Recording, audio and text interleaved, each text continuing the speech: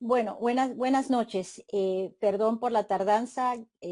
Gracias a todos ustedes. Estamos viviendo tiempos memorables e históricos con esta pandemia del coronavirus que tenemos aquí. Me pidieron hablar un poquito sobre lo que era la pandemia y vamos a abarcar el tema.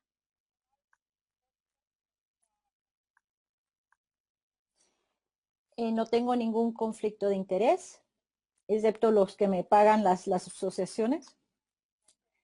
Entonces, entremos. ¿Qué es el coronavirus? El coronavirus o el SARS-CoV-2 es un nuevo virus que ha aparecido.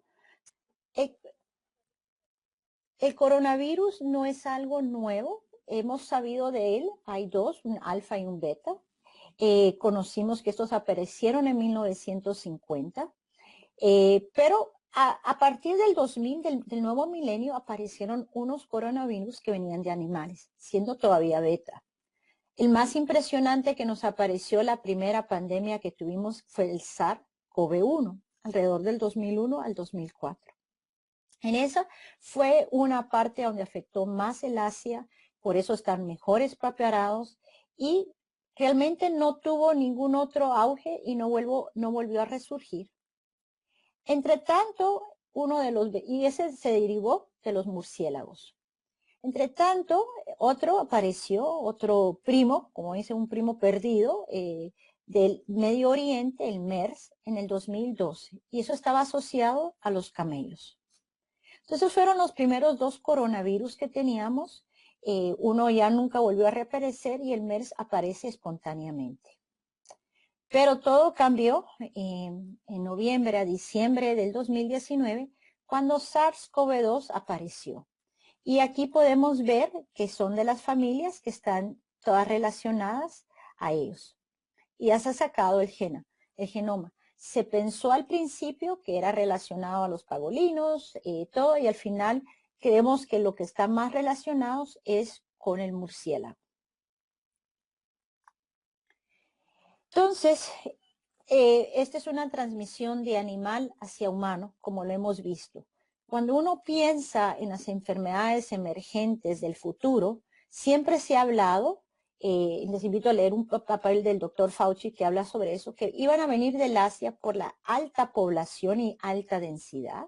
Iba a ser respiratorio, o va a ser respiratorio en este caso, por su alta transmisibilidad entre personas, y que iba a ser de un animal a un humano, que es lo que vimos. Entonces, el SARS en la diapositiva acá, lo inhalamos y al inhalarlo se va a ir hacia los alvéolos. Y es interesante porque esas coronitas se van poniendo en el tracto bronquioalveolar, causando un moco muy denso. Por eso produce una tos seca. Esta no es una tos productiva, es un moco denso que cuesta sacarlo y eso hace que cause una neumonía. Además, se va a unir el coronavirus o el SARS-CoV-2 al inhibidor AC2, que es importante por los inhibidores ECA. Cuando uno tiene una alergia al inhibidor ECA es a la tos porque tienen una mayor producción de esto. Y eso hace que el epitelio alveolar empiece a hacer una sobreproducción o una tormenta de citoquinas, donde aumenta el interferón tipo 1, después la interleucina 6, interleucina 2 y otras citoquinas proinflamatorias, y hace que esa inflamación empiece a causar fibrosis, y esa fibrosis es lo que nos da el pulmón de choque o el SIRPA. Entonces, cuando uno piensa en esto, es que tiene varios, o sea, uno tiene la viremia, una virosis, después tiene unas condiciones hiperinflamatorias que nos lleva a lo que estamos viendo en nuestros intensivos. Realmente las células B no están afectadas. Entonces, ¿qué pasó? Este es un dato epidemiológico, está en el New England, no debe ser. Se encontraron el 26 de diciembre 4 casos inusuales de neumonía. Lo que sí se sabe es de que esto ha estado antes. Ellos pudieron ver que había indicios alrededor del 12-13 de diciembre, inclusive se cree que pudo haber estado durante noviembre.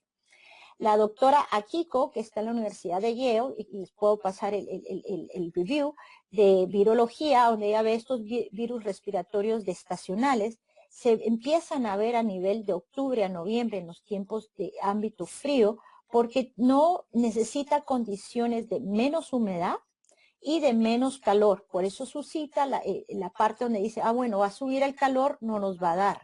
Pero eso quiere decir que es estacional. Y ojo, porque eso quiere decir que ahorita en octubre nos vuelve a caer otra de estas, en esta parte del hemisferio y después se invierte donde están. Bueno, entonces el 27 de diciembre alertan a las unidades y ya el 31 les habla la CDC, la OMS, cierran los mercados y ya el 1 de enero cierra el mercado el 1 de enero y después de que fue alertado la OMS. De ahí empiezan a subir los casos exponencialmente las próximas 2 semanas que vemos acá, hasta su pico, y ahora vemos después de casi 5 meses que van bajando. Tomaron medidas muy drásticas. A la hora de encontrar, y como estos ya habían estado preparados por viendo el H1 y el H5N6 de influenza y el SARS-CoV-1, ya estaban preparados a qué medidas de contingencia se iban a hacer.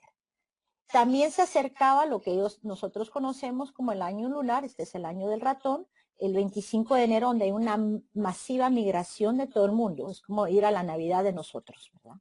O cuando son las vacaciones de verano que todo el mundo migra para afuera. Entonces ellos tenían que cerrar la ciudad de Wuhan porque es un centro de ferrocarriles más grande. Es la parte principal, el eje de transporte de la provincia de Hubei y de China. Si no cerraban eso esparcía mucho más rápido la gente. Entonces tomaron medidas drásticas de cerrar y vimos eso. Y por tiempo lo ignoramos un poco y fueron creciendo los números y es lo que hemos estado viendo hoy en día. Entonces, los primeros datos van a venir de la China porque son los que vieron. El New England, igual que el Lancet, han hecho que sus artículos sean gratis para todo el mundo y lo que nos dice lo que estamos viendo. En el tiempo de infección del día 0 al día 3 o 5 alrededor, ustedes van a tener un periodo de preexposición, una fase temprana, la famosa fase asintomática. Pero durante ese tiempo el virus va subiendo poquito para arriba. Y alrededor del día 3-5 van a empezar los síntomas. Los síntomas en la China fueron más fiebre, la tos seca, la garganta, malestar general. Pero el malestar general uno lo está viendo antes. Además de eso, vemos que ya después baja la frecuencia de los síntomas al día 7, desaparece en 14, pero realmente es al día 21. Lo otro que nos dimos cuenta acá es de que tomaban 7 días antes de ser admitido, al día 8 presentaba disnea y al día 9 ya tenía el SIRPA o el ARS que estaba acá y admitido al intensivo. Pero ¿qué pasó? Pensábamos que era muy fácil, pero este es el paciente también del New England. Fueron a visitar a Alemania varias gente de la China, fueron a varias juntas de negocios. Ellos no presentaron durante los primeros 4 días síntomas, excepto cuando ya estaban viajando. Pero el PCR no fue positivo hasta 7 días después, cuando tenían la viremia más alta. Durante este tiempo, antes de detectarse para acá, uno lo puede transmitir, pero lo va a transmitir a una menor manera porque no haya alcanzado la viriosis o la viremia completa. Entonces, los síntomas ahora pues hablan de la anosmia, de no tener sentido de degustación, una fatiga que parece como que nos estuviéramos levantando de una resaca la noche antes, con un malestar general. Después viene el dolor de garganta y ya algunos pacientes pueden presentar fiebre o no. La fiebre es en 80% de lo hemos visto. Ahora, mis compañeros que están en Nueva York me dicen que han visto muchos atípicos y hablando con la doctora Estela Samaniego también me contó de unos parte atípica. Entonces pueden tener alteración del sensorio, tienen otitis, miocarditis, hay pacientes que se presentaron en la China con apendicitis, que después fue, que también sabemos ahora que hay una transmisión, puede ser que se transmita fecal, porque se pudo detectar el virus en las heces. Y eso en niños, ahora que estamos viendo más contagio en niños, ellos están presentando más gastrointestinales que respiratorios. Entonces, el problema es que es una enfermedad que está evolucionando y nosotros la estamos viviendo día a día, lo cual hace más difícil hacer cómo contenerlo y qué decirle a la población, y a veces causa un poco de incertidumbre y ansiedad. Bueno, de los 67 pacientes que están acá, ellos vieron, de los 1099 pacientes, 67 pacientes fueron admitidos como presencia de UTI y de que salieron. Entonces pueden ver que la edad era de 45 a 63. Hemos visto lo que está pasando en Italia, que es la mayoría es de gente grande, pero acuérdense que en Italia tiene una población geriátrica mucho mayor. Lo otro es que también estamos viendo, especialmente en Nueva York, que está afectando las edades de 20 a 45 años y que es bastante fulminante y rápido. Lo otro interesante que sí estamos notando es de que hay una parte más hacia el sexo masculino que femenino. Hay varias teorías, pero ahorita eso es lo que estamos viendo. Estamos hablando de los datos de la China, que estaban admitidos en UTIA, el 2.3% necesitaron ventilación y la mortalidad fue de 1.4 y ahora sabemos que es una mortalidad del 2%. Obviamente eso es lo que nos estamos viendo, la mortalidad que tenemos ahorita en Italia es bastante alta, tenían 8,000 ayer y ya por lo menos saben que en los Estados Unidos llegamos a los 100,000. Esta diapositiva es sobre la inmune y los esteroides. Entonces, lo que habíamos hablado era el curso, o sea, el virus empieza a sacar interleucina beta, interleucina 6, el TNA-alfa, y se vaya reproduciendo, va a pasar de la inmunidad innata a la inmunidad adaptiva. Y la enfermedad leve es una que puede más o menos balancear eso, y van a ver una alza leve en la proteína C reactiva, en el dímero D y la creatinina, igual que el BUN.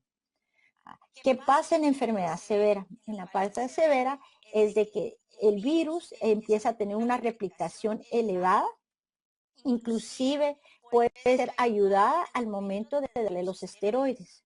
Entonces, en el manejo del SIRPA, uno no usa los esteroides hasta el posteriori, pero usarlos a la manera inicial, lo que hace es como darle, le da a uno más leña al fuego, ¿verdad? Va a ser una producción mucho más amplia.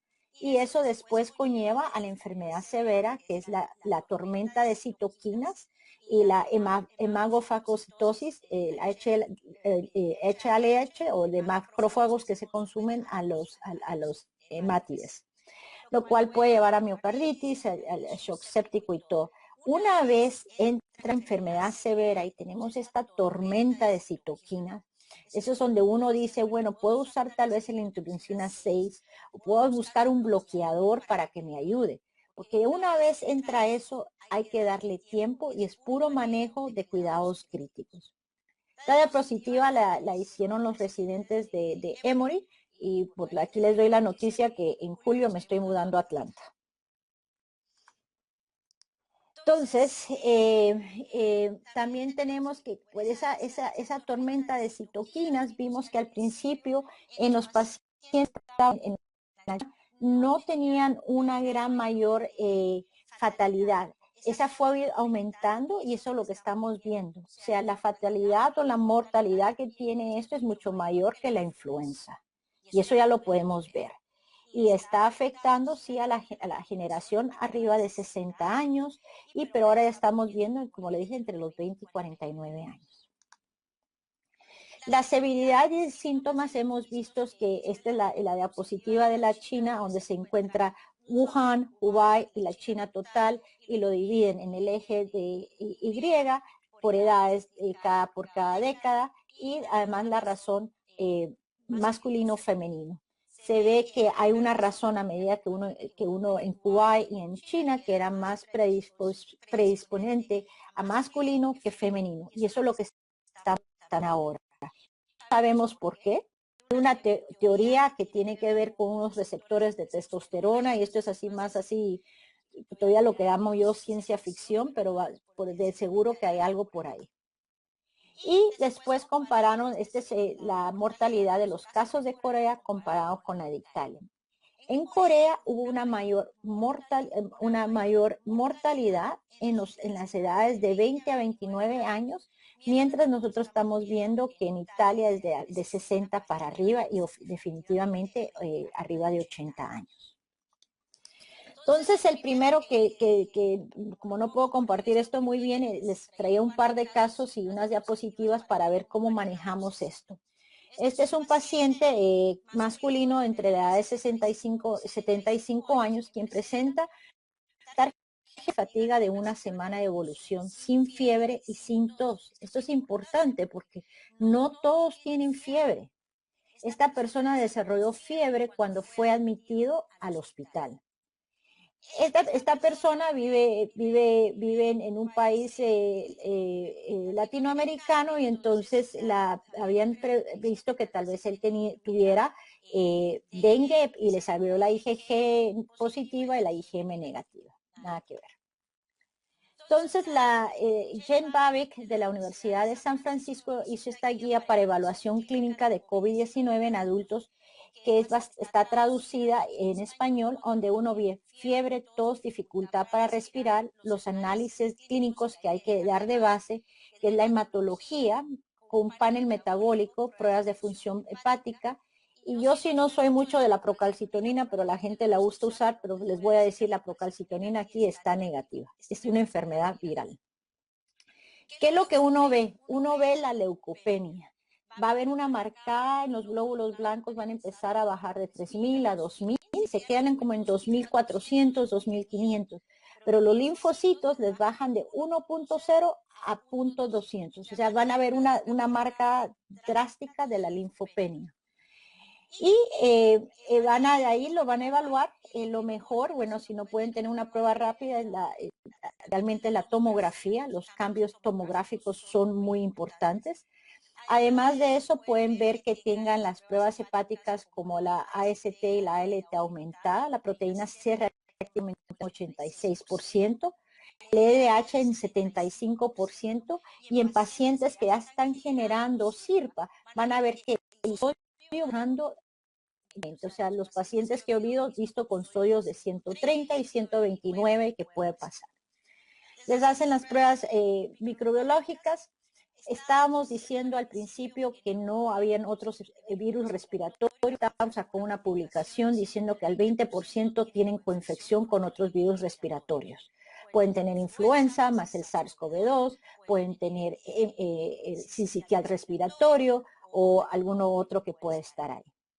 Entonces hacen la prueba y si sale positiva, pues entonces las imágenes diagnósticas y la tomografía. Estamos buscando opacidades vitrales de base, bilaterales con distribución periférica. Esto van a ser como nódulos en la parte de afuera, no es central, esto es en la parte de afuera, en vidrio despulido, muy significante que uno dice, y eso es un pulmón COVID. Entonces aquí cuando compartas las diapositivas, aquí tenía una radiografía de este paciente que se presentó, donde ve la radiografía que se ve un patrón multinodular más forma alveolar bilateral, que es consistente con alguien que está desarrollando SIRPA. Los exámenes iniciales eran normales y tenía una marcada linfopenia, pero no se dieron. La proteína C reactiva en ese momento que se vio cuando empezaba con el malestar era de 34. Una semana después, el 14 de marzo, presenta con fiebre a 38 grados, punto 1, tos seca y una linfopenia marcada. O sea, esos 1.000 se habían bajado a 200. y la creatinina que estaba normal había subido a 1.56. Como habíamos hablado, hay que ver BUN y la creatinina. Y la PCR había subido de 34 a 145. Entonces, como me preguntaron cuál era el tratamiento, en ese tiempo, a principios de marzo, todavía creíamos que el lopirrito funcionaba, se le dio lopirrito y cloroquina, pero les dije también, miren, sáquenme niveles de interleucina 6. Le sacaron los niveles y estaban elevados. Y afortunadamente en este país sí ya tenían toxilumab, que es un inhibidor de la interleucina 6, el cual se le dio a este paciente. Todo esto es antes, porque este paciente fue intubado 24 horas después del 15 de marzo. También les pongo acá una pequeña hoja donde dan las recomendaciones de un intensivista de Seattle.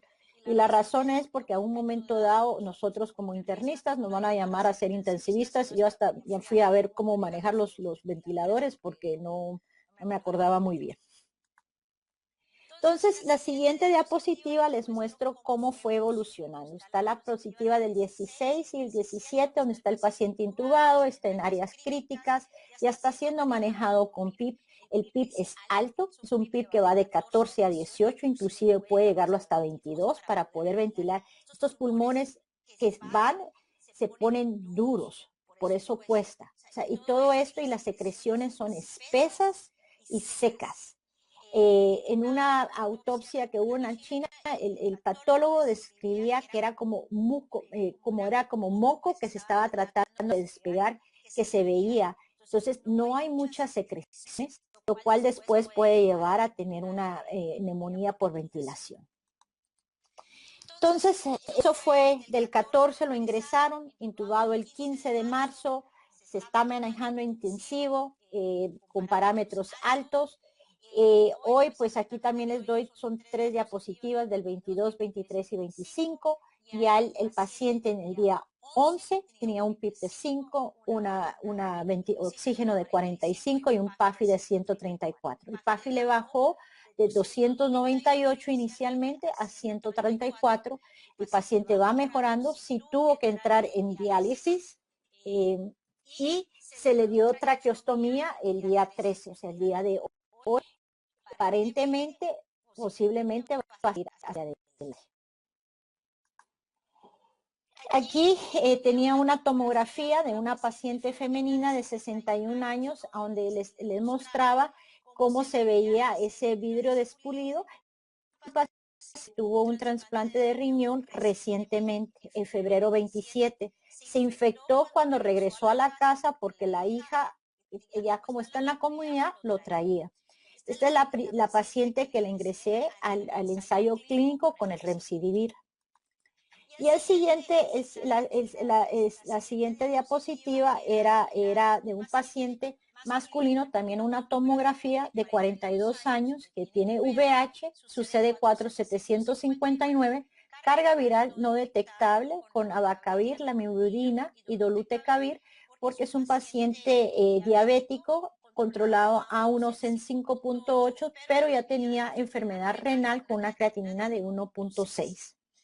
Este paciente viajaba mucho a Seattle, a Los Ángeles, lo más seguro terminó allá, y a este paciente se intubó y les iba a demostrar cómo pasaba. La siguiente diapositiva lo hicieron, se llama Critical Care Meds, un grupo de cuidados críticos para el manejo de la hipoxemia en el fallo respiratorio por COVID-19. Lo más importante de esto es cuando ustedes ven cómo está en el reclutamiento alveolar. Si van a ver es que los PIPs hasta el 22-24 generalmente van a empezar PIPs altos y a medida que va funcionando lo van a mejorar, pero eso se los dejo a los de cuidado crítico.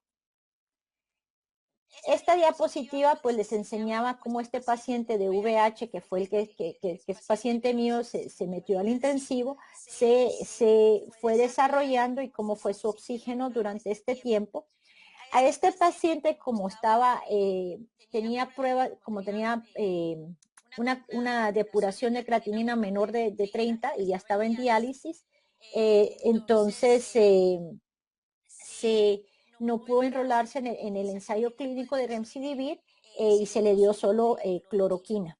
Inclusive estando con sus antirretrovirales, eso realmente no hubo mucho cambio.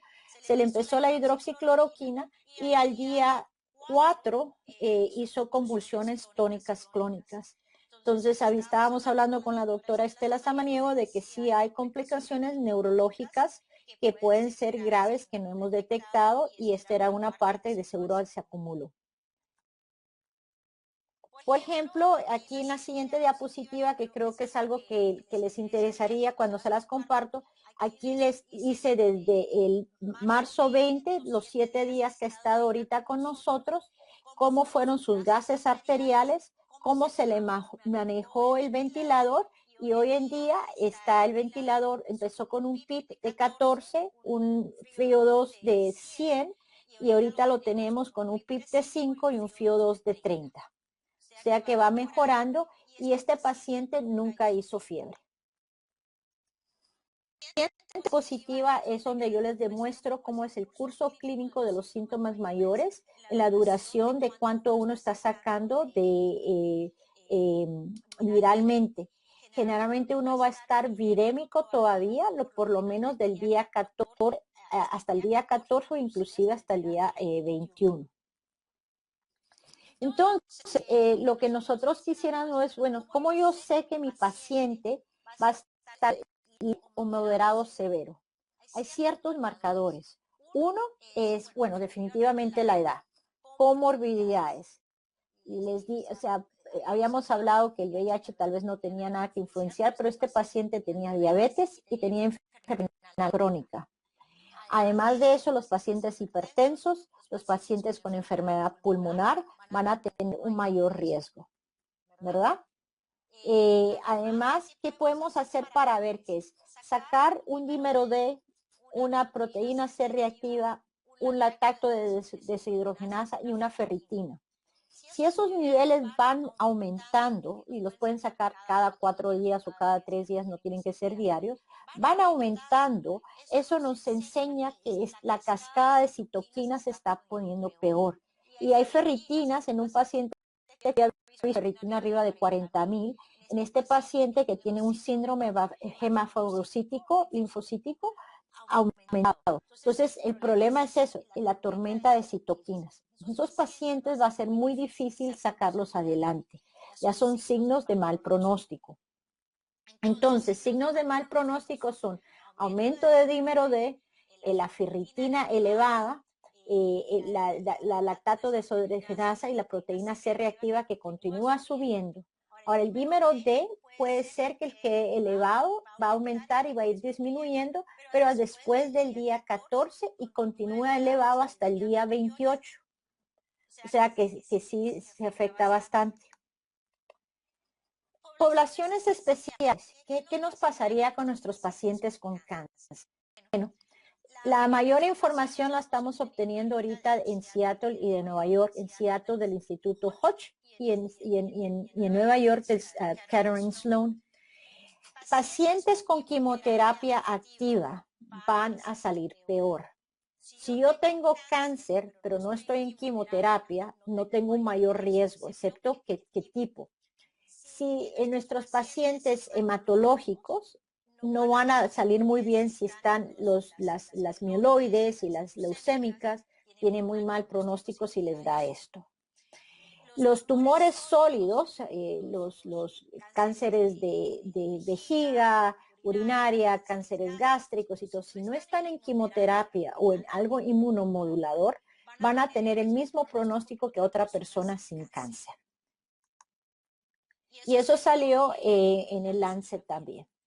Después, ¿qué hacemos con nuestras pacientes embarazadas? En el Lancet, el 24 de marzo y el 17 de marzo, sacaron el manejo de cómo las mujeres en embarazo. Pero sabemos muy poco de los limitados sobre esto. Sabemos que todavía no hay transmisión vertical. Sí han habido contagios una vez que el bebé nace, pero no hay, el virus no pasa a la placenta. Entonces, lo mismo que pasa en el VIH. por mientras que el bebé está dentro de la placenta, no va a ser infectado, se infecta a la salida ahí.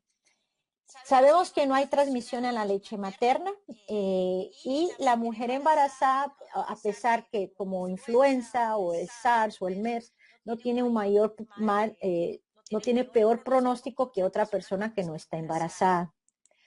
Sí hay un par de casos o reportes de pretérmino en pacientes, pero no es un caso y uno no puede venir y delusionar de que se trata de eso. Después querían que hablara un poco sobre las precauciones de contacto. En todos lados hay carencias. Y les puedo decir que viviendo aquí en los Estados Unidos no quiere decir que no tengamos carencias. Yo, por ejemplo, el día de hoy ya no tenemos, solo puedo rehusar mi N95 para 5 días. Y no hay mascarillas y cosas así. O sea que en todos lados se cuecen habas. Lo más importante es el lavado de manos, ya sea con el gel de alcohol o agua y jabón durante los 20 segundos. Si uno va a ver un paciente que es probable, hay varias maneras. Uno se pone su bata, yo uso generalmente doble guante y uno desinfecta su equipo y usa una mascarilla quirúrgica. Y me mantengo 6 pies de la persona. ¿Por qué? Porque sabemos que el radio de estas gotitas es de 6 pies, 1.5 a 2 metros de diámetro, ¿no? El radio que tiene. Entonces, a la hora de protegerme y a la hora de darle también una mascarilla a la persona que viene tosiendo, hace que esas gotitas no se van a esparcer más. Entonces, 2 barreras importantes, darle la mascarilla al paciente y ponerse la mascarilla a uno. Ahora, ¿qué pasa si el otro es la parte de cubrirse los ojos? Vimos que en Wuhan al principio solo usaban mascarilla, pero tuvieron al contagio. Y el problema es de que nosotros nos tocamos la cara, la superficie, y nos estamos tocando los ojos, la nariz, la boca, y nos contagiamos. Entonces, usar algo que nos cubra la cara ayuda. Entonces, si el paciente, yo no voy a hacer un procedimiento que va a ser ailosilado, no voy a hacer broncoscopía, no le voy a tomar el hisopado, puedo usar una mascarilla quirúrgica. Ahora, si voy a hacer una intubación, si voy a hacer una broncoscopía o una nebulización donde esto va a esparcirse por todo el cuarto, entonces ahí es recomendable la N95. Estábamos hablando con el doctor Jesús de cuáles eran las precauciones. Las N95 están agotadas. Entonces lo que hacemos es que tenemos un área que solo es de COVID, lavado de manos, se pone todo uno y va viendo uno los pacientes y limita el número de gente que va entrando. Inclusive para las enfermeras tratamos de sacar todos los atriles, todo lo que sea en la parte de afuera para que no haya un constante abrir y cerrar de la puerta. Esto psicológicamente afecta mucho a nuestros pacientes, definitivamente, pero no lo hemos podido ver cómo es. Entonces, pasamos visita con la N95 y entre pacientes que se examina tenemos la mascarilla quirúrgica. Y siempre entre paciente o si uno piensa que se haya tocado o algo así, siempre usar el gel, frotárselo en las manos y todo. Esto es para tratar de disminuir las infecciones. ¿Qué más? Como les dije, los respiradores, esa parte, y tratar de minimizar el número. Por ejemplo, nosotros somos un instituto académico, hemos bajado el número de gente que pueda ver al paciente. Tratemos de ver que sea solo una persona. Ahora todo el mundo tiene móviles y si pueden usar la camarita, pues hablamos con la camarita. No es lo ideal. Realmente es problemático, pero es para minimizar el número de gente que entra y sale de los cuartos. Otra cosa que se está haciendo, pero ya uno lo hace en nuestros países latinoamericanos, es tener cuartos donde todos tienen COVID, se meten 4 o 6 personas que están infectadas y están ahí, ese es el cuarto. Lo más importante tal vez es qué van a hacer, o sea, la esterilización de los cuartos. Sabemos que el SARS-CoV-2 es lipídico. Habíamos hablado que tiene esta capa que recubre la parte y se queda encima de las superficies lisas, más que en un cartón. Entonces, y que pueda inclusive estar flotando en el aire por 3 horas. Ese fue un estudio de JAMA que salió hace 2 semanas. Entonces, en los cuartos que han estado, pues tratamos de esterilizarlos. Si son cuartos que hubieron pacientes que eran expuestos a COVID, no entramos hasta después de 3 horas.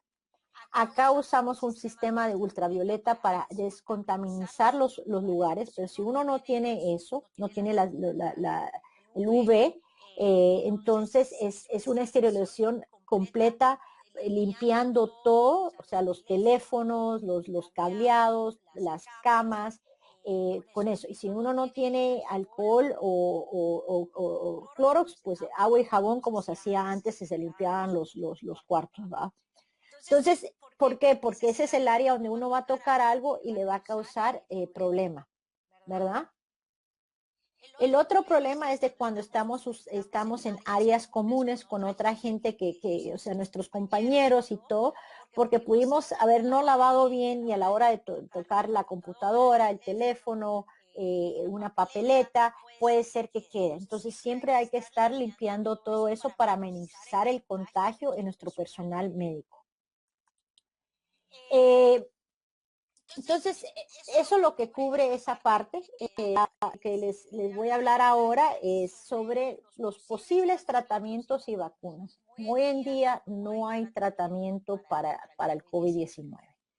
Se están estudiando posibles tratamientos y vacunas para salir. Entonces, lo que hace el SARS-CoV-2 viene por el área bronquial, nos entra por los bronquios y va a irse a esas células alveolares. Se va a unir, igual que el VIH, se une a un receptor. El VIH es el CD4, aquí es el ACE2, o sea, donde se unen los inhibidores CK. Eso facilita su entrada.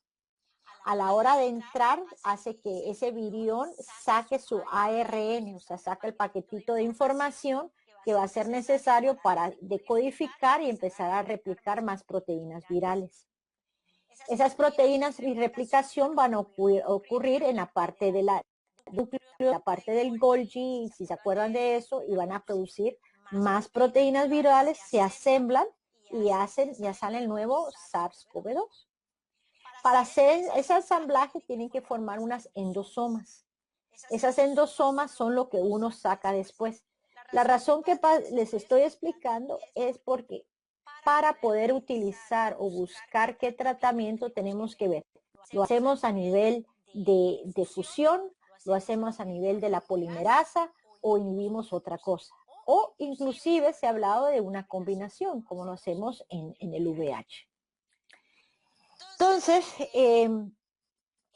se estudió, cuando estuvo el MERS, se estudiaron varias terapéuticas, el remdesivir, combinación de lopinavir, ritonavir, interferón beta, contra el MERS, y se pensaron que eso funcionaba bastante. In vitro, o sea, ojo, es in vitro, no es in vivo. Y después también se estudiaron otros medicamentos como la cloroquina, la hidroxicloroxina, la hidroxi. Tenemos medicamentos antirretrovirales como la ritolopinavir, el darunavir covistat, y ahorita la Universidad de Yale va a estudiar el atazanavir solo. Virales, el calcidivir y el favipiravir, y después los moduladores como el toxilumab y el sarilumab. Entonces los podemos agrupar antirretrovirales contra el VIH, podemos tener antivirales contra el SARS-CoV-2, incluyendo la ribavirina, y cosas diferentes como la cloroquina o la hidroxi o la netosamina. Ya habíamos platicado que la metilprednisolona y los esteroides no funcionan aquí, hace que el virus se vuelva peor. Vamos a hablar un poquito de los antirretrovirales, de la cloroquina, remdesivir y los bloqueadores, y de lo que es ahorita que está saliendo el plasma convalescente. Lopirrito, nosotros, me acuerdo cuando salió esto, y si ustedes saben, estoy muy activa en Twitter, entonces todo el mundo de que Lopirrito lo están haciendo en Hong Kong, y como lo están haciendo en Hong Kong, todo el mundo lo va a hacer. Y apareció en todos los esquemas. Pero ¿de dónde vienen los datos? Nosotros tratamos de hacer medicina basada en evidencia. Bueno, los datos vienen primero de SARS y de MERS. En SARS se vio en un control muy pequeño, un control de 5, donde fueron apareados retrospectivamente, y se vio que si yo iniciaba el lopirrito en las fases iniciales, tenía menor mortalidad, menor intubación y menos uso de esteroides. Si lo trataba de hacer después de eso, realmente iba a tener en la terapia de salvamento no había diferencia. Lo que se vio en los 5 casos es que hubo una disminución drástica del día 5 al día 10 y el último caso número 6 no hubo ninguno. Pero solo eran 5 casos. El MERS fue hecho posexposición. Si yo estaba expuesto a alguien con MERS, o sea que fue uno de los viajeros que vino de Saudi Arabia o fui a ver a los camellos, pues me daban lopirrito y eso me ayudaba, especialmente para el personal de salud, que fue uno de los mayores contagios que tuvo Corea del Sur. Y se vio que no tenía ningún beneficio. Entonces, ¿dónde están los datos? Pues in vitro funciona. Eso no tenemos ni duda que funciona in vitro. Pero el SARS en animales no hay nada para liporrito. El MERS, en cambio, sí hay estudios de animales y vemos que hay una disminución de carga viral, mejora la función pulmonar, reduce la replicación, reduce la hemorragia, se veía bastante bien. Cuando se hizo la disección de los pulmones y se hicieron los marcadores para ver si había virus, o sea, se hizo la hibridación in situ, entonces uno lo ve como cafecito o negro. Todos los pacientes tratados con lopirrito seguían cafecitos. El único que no tenía ese color era el tratado con un antiviral que vamos a platicar, se llamaba Remdesivir. ¿Y por qué fue eso? Porque el lopiritonavir tiene que se une altamente a la albúmina, a la proteína. Y eso hace que no lleguemos niveles altos. Necesitamos generar como 2 gramos para poder llegar a esos niveles altos de el S50, que es la parte terapéutica para que realmente funcione. Entonces, todo eso es la teoría. Entonces, en los principios, y vimos que la parte de la experiencia en Singapur era, entonces la experiencia en Singapur se usaron dosis menores de 200 a 100, había más pacientes en la serie.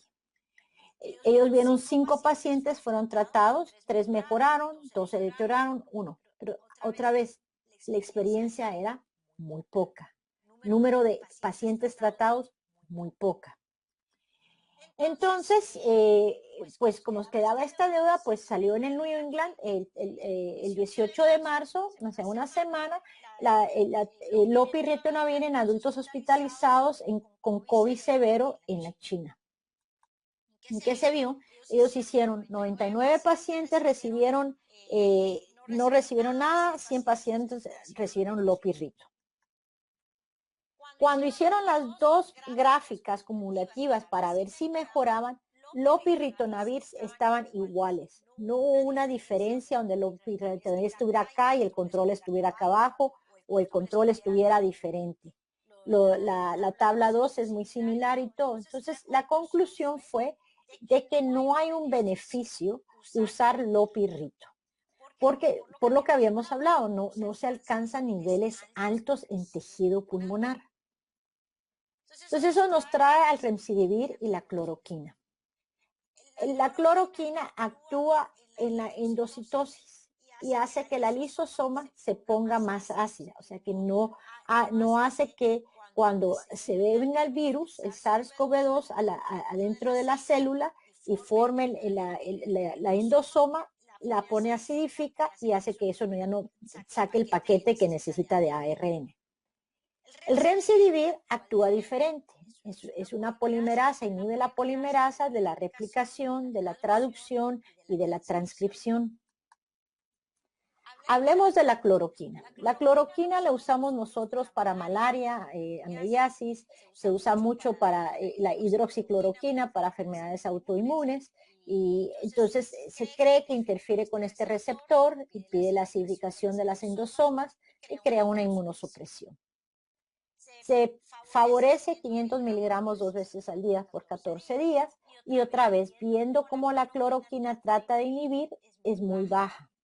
Lo que sí puede ser, y eso es donde habíamos hablado, que puede actuar con combinación con uno de los antivirales. Otra parte que la cloroquina puede ser es lo que está estudiando el doctor David Bolwer en la Universidad de Minnesota. Él nos compartió con la Sociedad Paraguaya de Infectología su protocolo para tratar como quimoproxilasis, como presión a los que tienen ahí. Es un estudio de investigación, o sea, nos compartió el protocolo para ver cómo es. Básicamente yo fui expuesta, por ejemplo, si yo estoy en el hospital, estoy pasando en el equipo COVID, entonces fui expuesta porque alguien salió positivo. Yo les escribo, me mandan mis tabletitas y tomo 4 tabletas por vía oral y después toma inicialmente y después 3 tabletas cada 6 o 8 horas en el día 2 y 5. Y después él manda una forma de ver si está funcionando y si uno desarrolla síntomas o no. La otra semana va a salir si este estudio va a ser como una quimoprofilaxis, lo que hacemos con los pacientes que están expuestos al anthrax o pacientes que están expuestos a la Neisseria meningitidis, que les damos tratamientos, inclusive para el VIH, post exposición del VIH les damos antirretrovirales. Entonces, esto es una manera de tratar de prevenir. La idea es de que se pueda implementar en Paraguay, donde ustedes puedan seguir los pacientes de los trabajadores de salud para ver si desarrollan o no, para hacer que si esto es una ayuda hacia nosotros, o sea, los trabajadores de salud.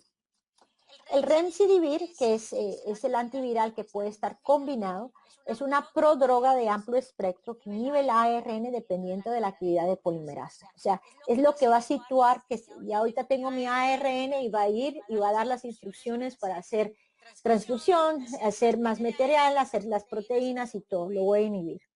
El Remdesivir trabajó de maravilla contra el ébola. El Marburg también. Y hemos visto en ciertos patógenos. Interfiere con eso y a veces puede ser que el cuero venido se vuelva resistente a la inhibición y haga lo que llamamos un fitness. Sería como cuando nosotros usamos ciertos nucleósidos en VH, cuando tenemos una resistencia del M184B, que hacemos que el virus se vaya hacia un fitness y haga que sea menos débil. O es que solo viene IB, es de la Gilead, hay 75 estudios globales, nosotros somos un centro y esto fue lo que le di a la paciente de trasplante renal. Tiene un ciclo de extrano que es igual que el voriconazol, o sea, por eso se acumula y por eso quiere uno tener una creatinina, una depuración de creatinina arriba del 50%. Efectos secundarios, cefalea, gastrointestinales, abnormalidades hepáticas, fiebre, reacciones alérgicas. Aquí pueden ver los diferentes tejidos pulmonares donde se usó lopirritonavir interferón, que no funcionó porque seguía todavía viendo negrita. Lopinavir interferón con interferón bajo, tampoco funcionó, seguía viéndose negrita. Lopirrito sin nada, todavía negrito. Y el Remdesivir, donde ya uno no ve ninguna carga viral. En la siguiente es donde se ve la actividad del Remdesivir y cloroquina durante todo eso, durante el post-entrada, y esta es la diapositiva in vitro que va a sugerir tal vez el uso de esto conjunto. Entonces, ¿a dónde estamos con el Remdesivir? El Remdesivir ya fue hecho y el 12 de marzo 12 pacientes ya habían recibido esto en Nebraska, en Yale también, donde son parte de estos ensayos clínicos. Y se vio, y esta es una gráfica donde se ven los pacientes, cómo se fueron recuperando, cómo estuvieron hospitalizados y todo. Entonces, al final este va a ser, creo yo, que uno de los antivirales de más de moda cuando uno tiene una enfermedad severa. Pero también tiene que usarse a tiempo de seguro cuando el paciente está entrando al intensivo. Si al paciente ya lleva varios días y ya está en la tormenta de citoquinas, dar el antiviral no va a ayudar porque no es el virus que está causando el problema, sino la tormenta de citoquinas. En esta diapositiva les digo cuánto es la dosis que hay que dar, las contraindicaciones y los efectos adversos. Entonces hemos hablado mucho sobre este síndrome de citoquinas, de esta tormenta, y la gente que estudia reumatología está más conocida con esto, donde salen todo esto, hay un aumento, por eso sube la proteína C reactiva, tenemos otros marcadores. Entonces, uno de lo que usan es el Toxilumab o el Acmetra, que es un anticuerpo monoclonal que inhibe los receptores de interleucina 6. Lo ideal es darlo antes que la tormenta se ponga peor, porque esto es como que si fuera un incendio. El incendio yo lo puedo controlar cuando está en una área cerca, pero una vez ya se ha empezado a esparcir y ir, va a tomar mucho para que yo apague ese incendio. Entonces, eso es lo que también se está viendo. El que se usa también es un inhibidor monoclonal de la IgG y el Favipiravir, que es el que está siendo, no usamos acá, pero sí se usó en el Japón en de los pacientes. Hay y les voy a compartir el artículo, es un repaso de las opciones emergentes y tempranas del doctor McCreary, igual que del doctor Poggi, que de farmacología, que pusieron todas estas terapias conjuntas. Lo otro es lo que ha salido de nuevo, es lo que es el suero experimental de plasma o el suero de convalescentes, porque lo que uno quiere es crear anticuerpos. Entonces se han recuperado alrededor de 77,000 personas, yo creo que ahorita estamos en 100,000, y entonces la idea es usar este suero, o sea, es una infusión como lo hacemos, de plasma, que tiene anticuerpos, como la inmunolinas, ¿va? Entonces sería interesante cómo es, y para eso tenemos que tener gente que se ha recuperado de la enfermedad y que marcar los anticuerpos. Y sí sabemos que generan anticuerpos. Este es un artículo que salió el 3 de marzo sobre la respuesta de anticuerpos al SARS-CoV-2 en pacientes que han tenido el COVID-19. Agarraron 535 plasmas de 173 pacientes. A los 14 días le buscaron anticuerpos. 93% tenía anticuerpos. 8% era IgM, 64% era IgG, lo que uno espera, ¿verdad? Entonces, y a los 28 días había 100% de anticuerpos con una elevación de la IgG. Entonces, la idea es que se use eso. Ahora, lo que no sabemos de este estudio es cuánto tiempo nos va a durar si a uno le da la enfermedad, cuánto tiempo van a durar esos anticuerpos. Esa es la idea de tener una vacuna. Ahora les voy a platicar de la hidroxiclorina y acitromicina, que ha sido bastante de moda y que todo el mundo lo quiere usar y están en todos los esquemas, y hoy tuvimos un debate muy reñido con otros infectólogos sobre esto. El estudio sale de Marsella. Godret B es un pequeño estudio, es un pequeño estudio piloto. Él viene y agarra a 36 pacientes, 16 de controles y otros 20 que no son controles. De esos pacientes, 6 se excluyen porque se pierden o se incluyeron en el análisis. De los 20 pacientes que le quedaron, él agarra 6 pacientes y les da hidroxicloroquina y acitromicina. O sea que hay un sesgo.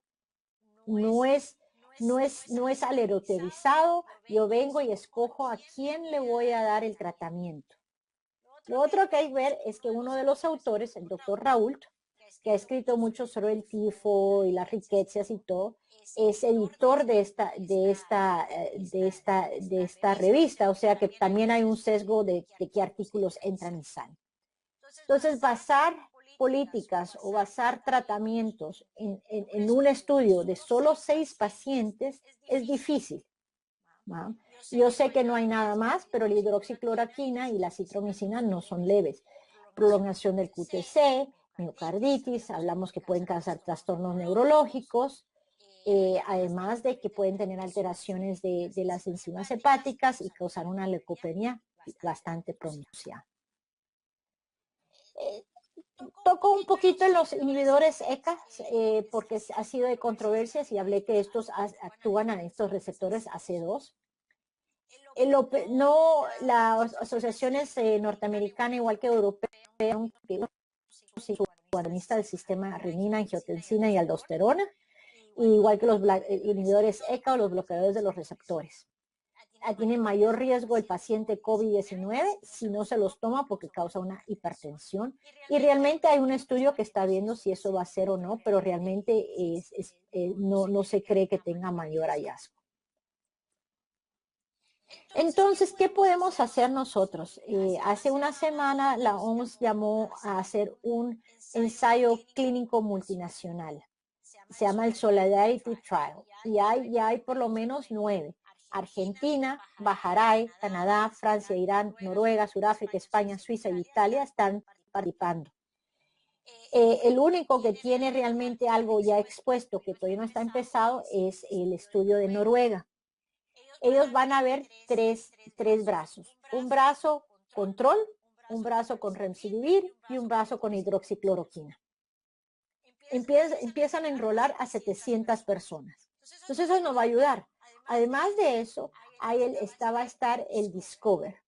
El Discover va a venir de Europa. Ellos van a enrolar a 3.200 personas, donde van a tener hidroxicloroquina, LOPI más hidroxicloroquina, LOPI, interferón, remdesivir y placebo. Entonces yo creo que esta es la mejor manera cuando esto nos venga de nuevo decir qué es lo que vamos a hacer y cómo vamos a tratar. Lo que pasa es que nos deja en cierta incertidumbre en nuestros países, porque nosotros queremos hacer lo mejor para nuestros pacientes, para que salgan, y una de las partes que es no tener armamento con qué poder darle al paciente.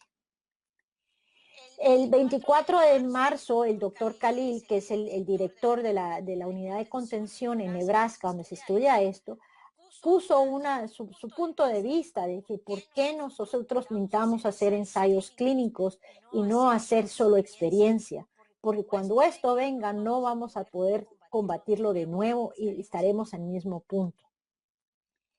De eso me conlleva al punto de vacunas. La vacuna se va a desarrollar entre 12 a 18 meses. La idea, esto es creo que lo mejor que nos puede ocurrir. Moderna ya sacó una vacuna, la MARN 1273, ya se empezaron a enrolar en la fase 1, que es la fase de inducción inmune. Nosotros acá en Baylor también tenemos se está desarrollando una vacuna con el doctor Jotes y la doctora Botassi. Todo es preliminar, pero todo lo que se está buscando es ya sea inactivada o un ARN que pueda ayudar. Y con eso pues termino y pido mil disculpas porque soy un poquito, esto del Facebook Live nunca lo había hecho, si me dicen tuitear sí sé cómo hacerlo, pero no sé cómo hacer esto, entonces con eso les dejo para las preguntas.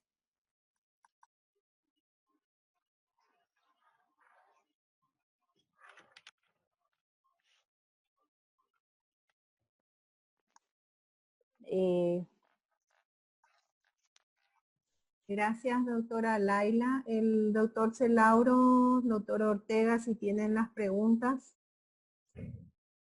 Sí, creo que Ortega preguntaría primero porque va a hacer algunas preguntas sobre el diagnóstico, ¿verdad? Sí, doctora, tengo una pregunta que te quiero hacer. Buenas noches, gracias por estar aquí. Para hacer el diagnóstico, doctora, ¿cuál es la mejor estrategia y la técnica que ustedes usan ahí en los Estados Unidos? Bueno, si nosotros tuviéramos 1 millón de pruebas, lo ideal sería hacerle la prueba a todos. Pero como no tenemos 1 millón de pruebas, tenemos que hacer a quién se le hace.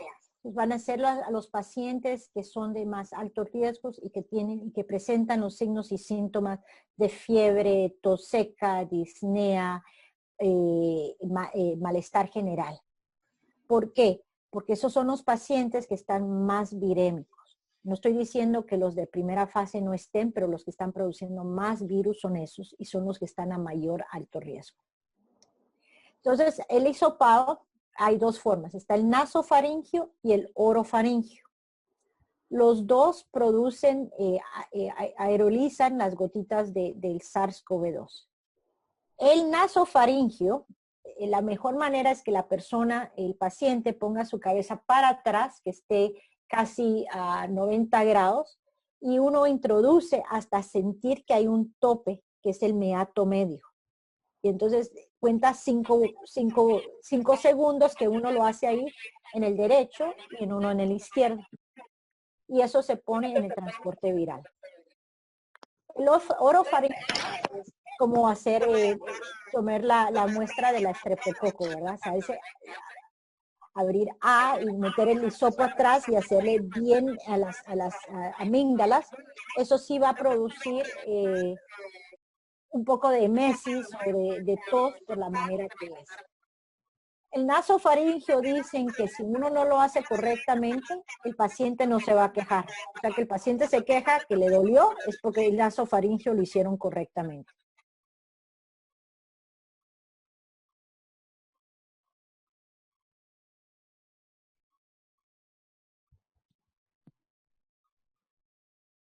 Laila, Sí. ¿la anosmia se está reconociendo como síntoma de COVID o no? Sí, tía. Es mi tía Michelle, les presento a mi tía de Panamá. La anosmia se está reconociendo igual que la falta de sabor de la boca. Okay. Sí, porque da la casualidad que hace ya 18 días yo tuve 24 horas de fiebre y a la semana noté anosmia y falta de sabor. Eso va y viene, está regresando, pero yo no sé si he tenido COVID o si fue influenza. Es difícil, yo creo que el problema es eso, ¿verdad? Que como no hay suficientes pruebas, no se están haciendo todo lo que es necesario. Aquí a nosotros nos pasa lo mismo. Sí. Claro, estoy quedándome en casa y la separación de 2 metros lo más posible. Así es. Ok, gracias. Laila, Sí. muchas gracias por tu hermosa conferencia. Hay una controversia en la evidencia sobre la utilización de hidroxicloroquina con o sin acitromicina. En casos leves y en casos moderados, ¿cuál es tu opinión? ¿Le iniciamos ya desde el primer día? ¿Esperamos más? ¿Qué es lo que hacemos? Si es leve, va a pasar. La moderada es la difícil, ¿verdad? Y el otro es de que yo no sé si ustedes tienen suficiente hidroxicloroquina porque tenemos un problema que no hay suficiente abastecimiento, ¿verdad? Las moderadas sería, no le daría la citromicina porque yo realmente no creo que la citromicina va a bajar la inflamación. Y ya tenemos problemas de resistencia de macrólidos, o sea que no tenemos que dar. El otro problema de la hidroxicloroquina son los pacientes reumatológicos, porque ellos necesitan ese medicamento, entonces no se lo queremos quitar a los pacientes reumatológicos. Al paciente que está moderado, y es cuando le hacen la tomografía, ven el esmerilado bilateral que compromete al menos un 30% del pulmón, yo creo que le beneficiaría la hidroxicloroquina. Yo creo que el estudio de Noruega, igual que el Solidarity, nos va a ayudar mucho a saber si realmente tiene lo que se piensa que tiene una parte inflamatoria y que puede parar la parte viral. Lo otro es de que podríamos hacer un estudio ensayo, agarramos, o sea, si agarramos 100 personas o 50 que no se le da y 50 que sí se le da, y vemos cómo salen y eso sería lo ideal, ¿verdad? Claro. En el auditorio preguntan si a los pacientes se les pondrían decúbito prono desde el comienzo y si es así, ¿cuántas horas al día tendrían que estar en decúbito prono? Ok. Aquí necesito al doctor Hidalgo y a todos los intensivistas porque esta área no es la mía. Lo que sí sé, lo que hemos platicado es de que los pacientes que están ya requiriendo más de 5 litros de oxígeno, a esos pacientes hay que intubarlos tempranamente para ayudar a la oxigenación de ese pulmón. Lo de pronación o no, creo yo que tendría que consultar, como le digo, con los intensivistas para ver qué es lo que lo harían. Y la idea de eso, y creo que va a depender del PIB, es para el reclutamiento alveolar. Otra pregunta que surge mucho en el auditorio es sobre si la inmunidad existe o no, en qué momento de la enfermedad el paciente se vuelve inmune y en los casos en que se han detectado reinfecciones, si estos han sido realmente reinfecciones o son casos en donde el paciente directamente no estaba del todo curado y por eso vuelve a dar positivo después del alta. Sí, esta es una de las grandes preguntas. Como les dije, sí creamos anticuerpos a los 14 días, pero a los 14 días solo llegamos como al 90%, ¿va? Ya, y la IgG solo está al 67%, o sea que todavía no está creando. A los 28 días ya el 100%. La idea de estos anticuerpos es de poder seguir. Ahora, la parte de si uno se reinfecta, lo más seguro es que no es reinfección, lo más seguro es que puede ser una nueva enfermedad, pero eso no se ha dilucidado muy bien todavía. Entonces no quiero decir nada como decir no hay reinfección porque no sabemos. Esa es la idea de usar el suero convaleciente para el tratamiento de los pacientes que están más críticos. El PCR se vuelve negativo casi a los 21 días. Pacientes que tengo acá a los 14 días todavía el PCR sigue siendo positivo. Doctora Laila, pregunta de los que están escuchando, ¿cuándo tomar muestras al personal de blanco? Criterios para hacer un muestreo al personal de blanco. Sí. ¿Hay algo sobre eso? ¿O estando asintomático o sintomático? Sí, correcto. Hoy también tuvimos una de esas grandes pláticas. Entonces estábamos el primer nivel, que eran los pacientes que tenían fiebre, que eran los que había que hacerle prueba. Después de eso, en el personal de blanco, hay que ver si es un personal, y eso es lo que estamos tratando de acá, que está en la unidad COVID, o sea que está siendo expuesto constantemente, se le debería de hacer un hisopado por lo menos semanalmente, ¿verdad? Y el problema es que la prueba no es el 100%. Esta prueba tiene una sensibilidad y una especificidad entre el 60 y el 70%. El ejemplo que pongo es el de mi compañera en Ohio, que es intensivista. Su prueba del lunes fue negativa. Se la repitió 24 horas después y salió positiva. Entonces, las pruebas todavía nos faltan. Entonces, la idea de hacerlos semanales para poder ver si podemos conseguir a alguien. Lo otro es hacer el lavado de manos, desinfectar las superficies, tratar de no tener una gran aglomeración, bajar el número de equipo que está alrededor, ¿verdad? Otra pregunta que surgió del presidente de la Sociedad Paraguaya de Cardiología, del PAS President, es si los pacientes que están con beta bloqueantes, que estaban usando un beta bloqueante y están con dificultad respiratoria, si se les sigue usando el beta bloqueante y en ese caso, ¿cuál sería el de predilección? Sí, no tiene ninguno de predilección. Nosotros usamos acá el metoprolol.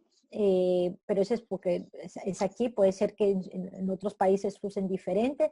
Los inhibidores ECA, igual que los de angiotensina, se deben de continuar. No se ha visto, el paciente que tengo ahorita en el intensivo de VIH, ese paciente tiene hipertensión ahorita, anda en 145 y 150 y lo están manejando con metoprolol. Otra pregunta que tenemos es si la tomografía de tórax es el gold estándar para el diagnóstico de la neumopatía intersticial en el paciente con COVID. Sí, es lo más específico que tenemos. Por ejemplo, inclusive más específico que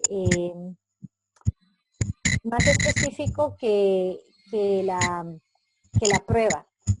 Una vez uno ve este patrón, ya uno ya sabe que el paciente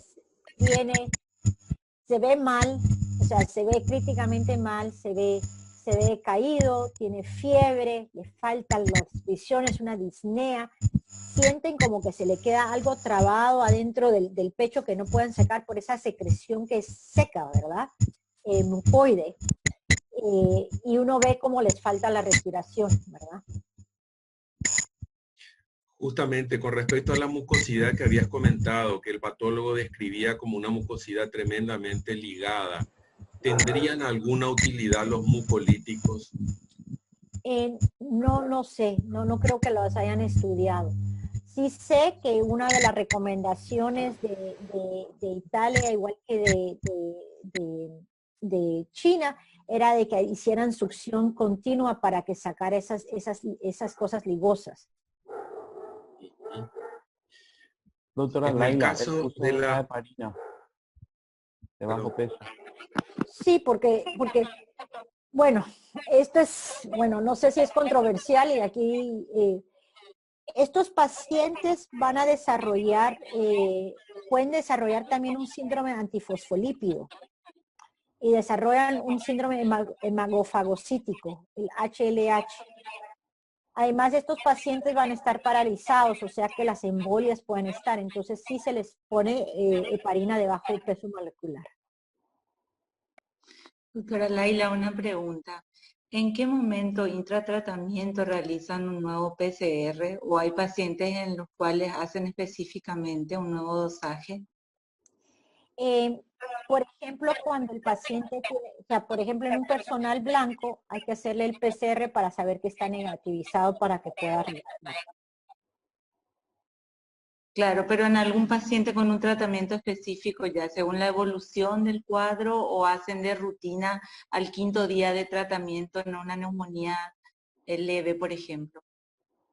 No, se hace en el día 14. Ok. Otra pregunta que surgió es si en base a los trabajos que se están publicando, que son todos muy preliminares, la utilidad de esas transfusiones de plasma de pacientes que ya tuvieron convalescencia con anticuerpos, ¿qué rol ocuparía en la terapéutica? ¿Lo haríamos como un salvataje? ¿Lo haríamos de entrada? ¿Cuál sería tu opinión? El protocolo de John Hopkins, y si quieren hacerlo, puedo hablar con el doctor Shohan, que va a ser el investigador principal, para que nos pueda compartir el protocolo. Es para empezarlo cuando en ese paciente severo, el que lo van a intubar y va a estar está intubado y está ya empezando a desarrollar. O sea, ese es paciente que está arriba de la saturación debajo del 93%, ya está usando 5 litros de oxígeno, ese es el paciente ideal para usarlo. Doctora Laila. Doctora, ¿me escucha? Sí, aquí estoy. ¿Podrías, por favor, repetir las preguntas? Porque la gente del Facebook no escucha las preguntas que hacen los demás. Perdón, sí. Sí. Aquí estoy viendo las preguntas del Facebook, pero no me imagino que tiene eso. Okay. La pregunta fue, ¿cuándo se puede utilizar el plasma convaleciente?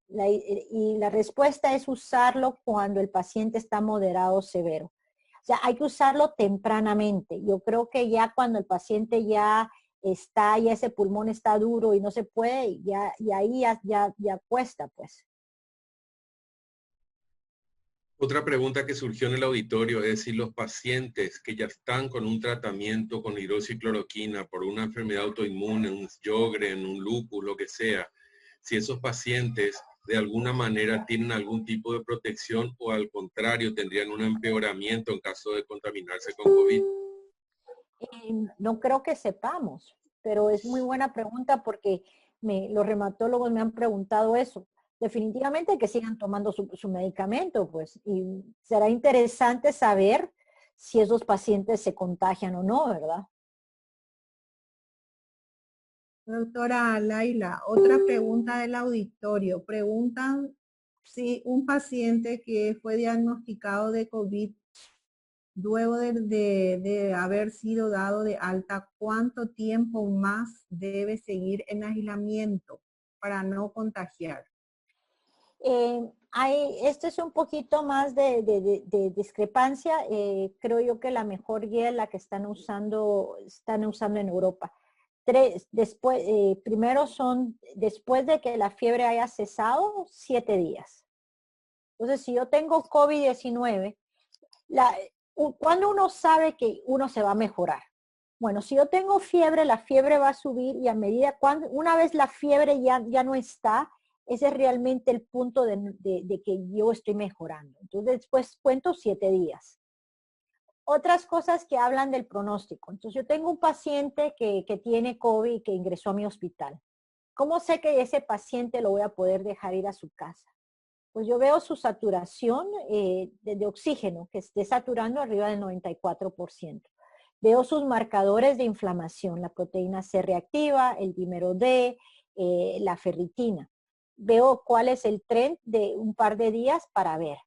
Y veo que pueda ir a una casa segura, ¿verdad? Alguien que esté en su casa y que también pueda aislarse de la otra gente hasta que la persona pase sus 14 días o 7 días después de la fiebre, dependiendo en qué estado de la parte es.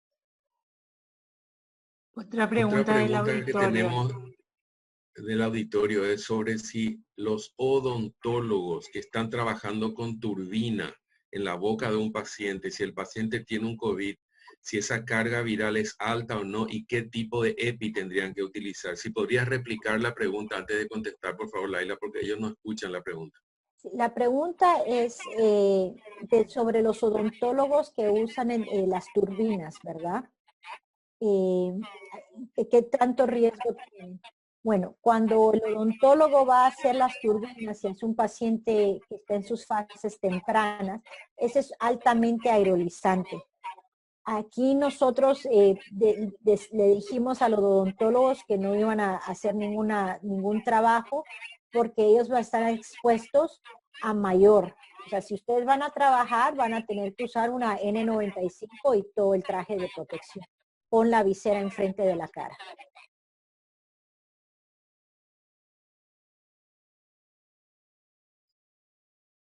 Doctora Sobarzo hace otra pregunta. La pregunta del auditorio es si existe un ensayo como profilaxis para trabajadores de la salud con oseltamivir o con hidroxicloroquina. La pregunta de la audiencia es si hay un ensayo que existe para protección, o sea, post-exposición a un paciente de COVID en los trabajadores de la salud. Sí existe. Ese tratamiento es con hidroxicloroquina. Es el que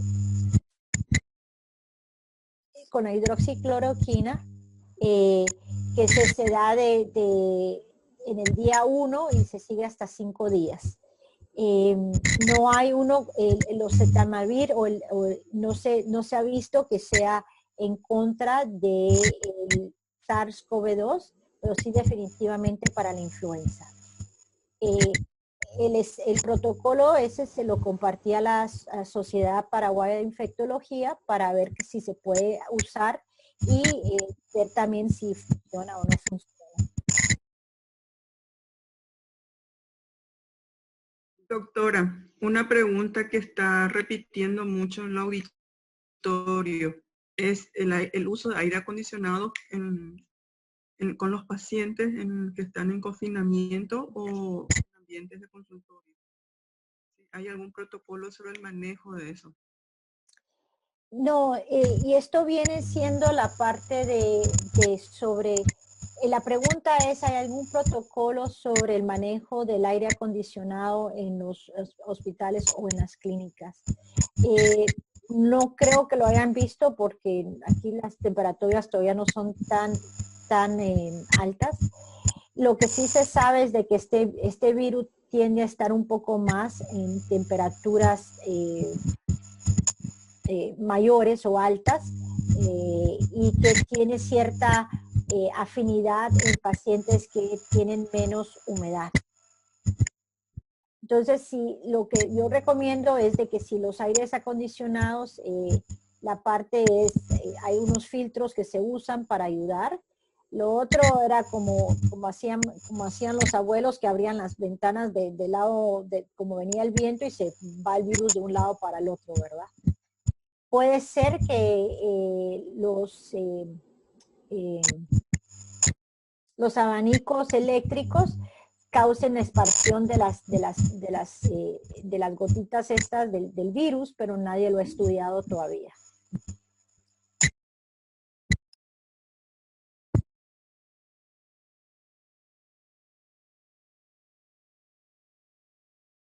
Doctor Celauro. Yo no tengo más preguntas. Las del auditorio también pasé todas las que pude. Hay una última que tengo acá, que es: ¿qué antibióticos recomienda como profilaxis en caso de sospecha de sobreinfección bacteriana? ¿Qué antibiótico recomiendo yo si hay una sospecha de sobreinfección bacteriana? Pues obviamente si es un paciente ventilado, pues hay que ver el esquema que hay en el hospital, ¿verdad? Y como buena infectóloga no voy a recomendar muchos antibióticos, pero depende del antibiograma de su hospital y de lo que hay. Aquí estoy viendo un par de preguntas que están interesantes. Unos vieron un caso en pacientes que toman inmunosupresoras como prednisona y azotropina, y la respuesta es sí. O sea, yo tengo un paciente que está ahorita recién trasplantado y hay otros pacientes que han estado en prednisona. Lo que recomendamos en pacientes inmunosupresos o inclusive que están tomando anti-TNF, que se queden en su casa, lavado de manos, distanciamiento, limpien las superficies, porque esto afecta los CD4. Y este virus no es un virus que vaya a afectar las células B, afecta a las CD4 porque son las que están produciendo las interleucinas. Sabemos en nuestros pacientes que tienen, por ejemplo, le damos antitimocitos o los ponemos muy inmunosupresos, sabemos que esos pacientes tienen peor pronóstico en las enfermedades virales. Vamos a ver que hay otra pregunta por acá. Sí, acá, doctora Laila, preguntan si las mujeres embarazadas tienen igual riesgo que las mujeres no embarazadas. O sea, ¿no es diferente? La pregunta es si una mujer embarazada versus una mujer no embarazada tienen el mismo riesgo. Y la respuesta es sí. Hasta hoy sabemos que es lo mismo. Puedo dar el ejemplo. Mi amiga que está con 32 semanas, el esposo viajó de Londres y bueno, salió COVID y están en la misma casa y ella ha seguido las mismas normas. El esposo duerme en un cuarto por separado, tiene todo, siempre anda limpiando. Ella duerme en otro cuarto, mantiene el distanciamiento y hasta ahorita ella es negativa y han estado conviviendo 14 días. A ver, aquí hay otra de las preguntas. Dice, se ha dicho que los esteroides no están indicados, pero tengo la duda puesto que hay tormenta de citoquina y en otras enfermedades inmunológicas tienen indicación. Sí, o sea, eso es lo que uno piensa, pero realmente el esteroide aquí va a bajar mucho esos CD4 y no son los CD4 que están produciendo la tormenta, sino ya los productos de las citoquinas. Y puede ser que uno utilice esteroides. ¿En qué condiciones? Insuficiencia adrenal. Algunos de estos pacientes entran en insuficiencia adrenal. Lo otro es en tiempo más tardío que ya ha pasado en la sirpa y a veces usan esteroides para eso. Otra pregunta del auditorio se refiere a si los COVID con dolor de garganta y fiebre desarrollan placas a nivel de las amígdalas. La pregunta es que si los COVID-19 desarrollan placas en la garganta. Sí, así mismo. No desarrollan placas en la garganta, al menos de lo que conocemos. Como les digo, esto es una enfermedad que está evolucionando. Sabemos un poquito de todo todos los días. Aquí una pregunta dice, un paciente con IAM, yo me imagino que es infartado, EPOC y diabético, tiene COVID de forma leve, muy poco probable. No, puede ser, o sea, hay pacientes que sí, o sea, el EPOC sí lo va a poner a alto riesgo, es porque va a hacer que su saturación se venga menor y la inflamación de eso es tanto. Creo yo que si lo separamos en dos grupos, el diabético hipertenso y el paciente con EPOC. El paciente con EPOC, fibrosis pulmonar, no va a salir bien de esto. Diabético con enfermedad cardíaca isquémica, hipertenso, tiene riesgo, pero tiene un poco más de probabilidad porque el pulmón no está afectado. O sea, los pacientes que tienen ya patología pulmonar van a tener peor pronóstico. Gracias, doctora Laila. Yo creo que hemos disfrutado mucho de la presentación.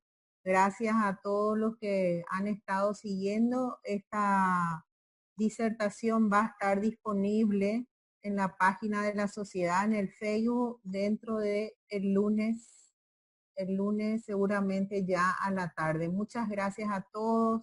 Muchas gracias, doctora Laila, y estaremos en contacto siempre. Gracias a todos los de la comisión directiva, a Carolina, al laboratorio FAPASA por el auspicio. Gracias y hasta pronto.